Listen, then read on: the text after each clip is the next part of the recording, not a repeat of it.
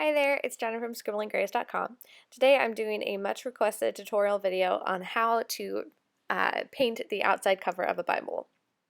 So this is honestly something that I've gone back and forth on if I wanted to do this tutorial because I sell these on my Etsy shop, these hand-painted Bibles, and I felt like, okay, am I giving away proprietary information? Am I going to create more competition for myself?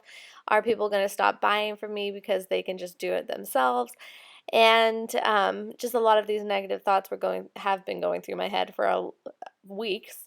And then I just realized, my whole purpose of my blog and my shop has always just been to glorify God by creating art.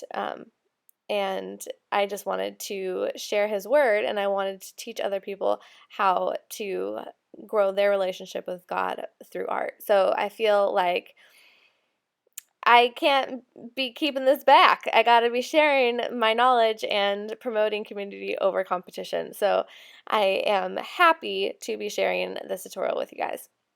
So I forgot to film when I prepped my Bible here.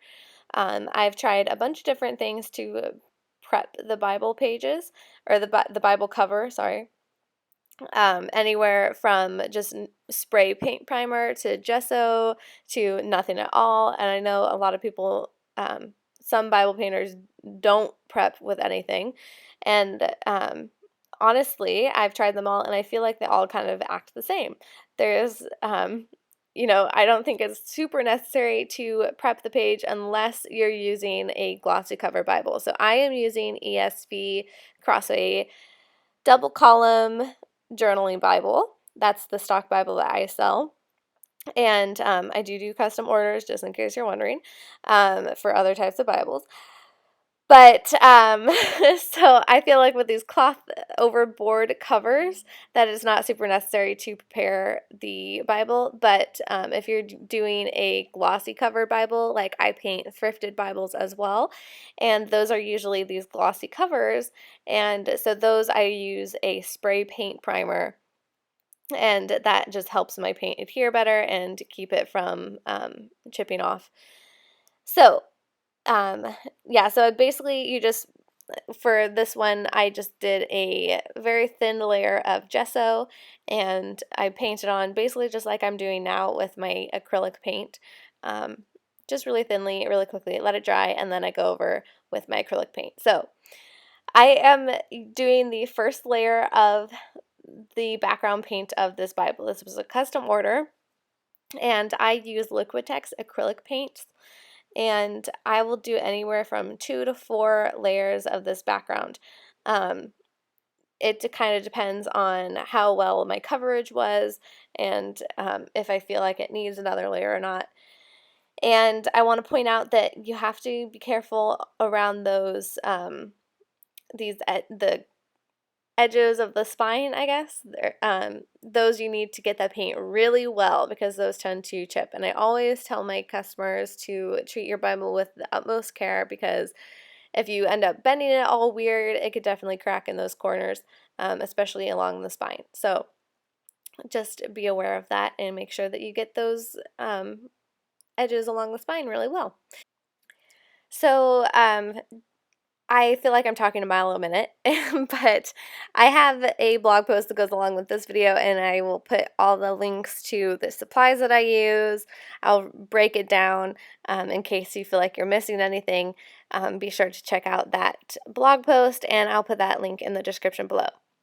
So I'm going to go ahead and show you how I do the inside corners of the Bible. I feel like these inside corners are super important to give the Bible a finished look. So I like to do this in between the background layers of my Bible. So I'll do like the first background layer that I just did and then paint this inside corners and then go back and paint the next layer on the Bible. I do this because I completely finished a Bible for an order once. And then I realized I didn't do these inside corners, go back to paint the inside corners, and I got black paint. My hand slipped and I got black paint all over the side of the Bible, and I felt like I couldn't sell it anymore. So I had to redo the entire Bible right after I finished it all. So I learned my lesson, and now I do this early on, not just because I could make a mistake, but also it's kind of nice to just have your Bible completely finished once you do it. So all I do is I just go really carefully along these edges, and I do this twice. It's kind of hard because you could always end up getting a little bit of the paint on the paper of the cover, and I've learned to just not stress too much about that, and I just try to keep it as clean as I can. So now I'm going to go ahead and jump on over to another Bible that I'm working on at the same time. So while the background of this Bible is drying, I'll paint the detail work on another Bible. So after I did that inside corner, I'll just paint a few more layers of that background just like I did earlier in the video, and then I'll do these detail works like I'm doing now. So this one was another custom order, and we're doing plum roses and some leaves and stuff. So I actually have a tutorial on how to do these roses with watercolor, and it's the same exact technique, just using acrylics. So I when I'm painting the Bible and I'm painting these details, it's time consuming because I will go over each one at least 2 times to make sure that that color is really strong and it's not all wispy. So it does take a little bit of time, so just know that, whatever you're planning on doing. Each Bible will take me anywhere from 4 to 7 hours probably. Just waiting for it to dry before you put the new layers of the base coat. The base coat alone takes at least an hour and a half, and then painting the detail work, and then I'll show you later, but then I do the protective layer and the lettering and whatnot. So it is a consuming process. So anyways, back to this. I am just using I think probably a size 10 round brush and a variety of purpley colors. You saw earlier I mixed my paints on my palette, which is really just a paper plate, and to create the right color that I'm using. And then for this second rose, I'm using that same color as this dark one, just blended with white, just to give a little contrast and make it look different but still cohesive. So I'm just going to keep on painting these roses, and then I'll paint on some leaves for this custom order. So I do a bunch of different designs. I find that my florals are my best sellers. I've done a few landscapes as well, beach scenes and stuff, and those are super fun to do. And these florals are always kind of, I don't know, a specialty, I guess. So as far as technique on painting these designs, I really just look at my watercolor videos, and I'm doing the same thing but with acrylic paint. So it's a little harder, honestly, to me, using acrylics than watercolors, but it is the same technique. So just using pressure at certain points and keeping your pen releasing that pressure to give the points and whatnot and the thin lines, and I'll put links to those blog posts that could help give you some painting techniques in the description below. It's honestly a pretty straightforward method. It's just kind of deciding what materials to use and how to do them. That is the hardest part. So again, I'll put a link to the blog post that goes along with this video and all of the products that I use. Just be sure that whatever you do, that base coat is really important. So make sure you get those base coats really well. Make sure you cover your Bible completely and make it really pretty. So I'm going to go ahead and show you how I do the protective coating now. So after I completely paint the details of my Bible exactly how I want them, then I will let it dry and then paint the coating on it. So I'll do 2 layers of coating. I use a Mod Podge blend. So I use about 3 parts of matte Mod Podge to 1 part glossy Mod Podge. I just feel like that gives me a pretty finish, and I feel like the Mod Podge protects the Bible really well.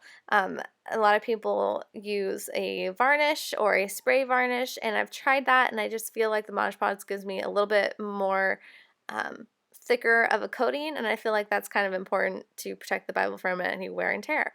So that's what works for me. Mod Podge may not sound the most professional, but it works. So I painted on just like I would a background color, or yeah, the color background, just really carefully. You have to work a little bit faster with the Mod Podge so it doesn't dry before you can finish the full cover, because you want it all to look even.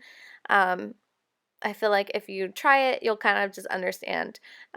One thing I also want to note is that anytime I'm doing any of these big layers, whether it's the first background layers or it's these protective coatings or the prep gesso layer, I always put my finger around, swipe my finger around the inside corners of the Bible to pick up any paint or coating that may have slipped over the edge of the Bible, because we don't want it to get on the pages of the Bible. I also always put pieces of printer paper underneath my cover boards to both protect the Bible below it and also catch any paint that may slip, or just as an insurance there.